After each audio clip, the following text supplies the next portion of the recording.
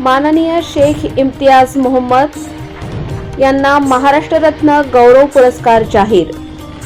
नाशिकचा अभिमान, सेवा आणि समर्पणाचे प्रतीक माननीय नाईक आर्मी शेख इम्तियाज मोहम्मद यांचे बॉक्सिंग आणि खेळांच्या क्षेत्रात त्यांचे योगदान अतुलनीय आहे।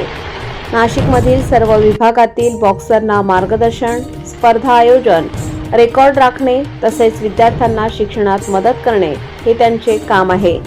त्यांनी RTI कायद्याच्या माध्यमातून विविध सुविधा उपलब्ध करून दिल्या आणि सैन्य कर्मचारी तसेच त्यांच्या कुटुंबांना मदत केली।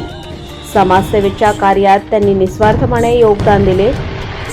कारगिल योद्धा असून ते महाराष्ट्र आर्मी पोलीस समिती सदस्य आहेत।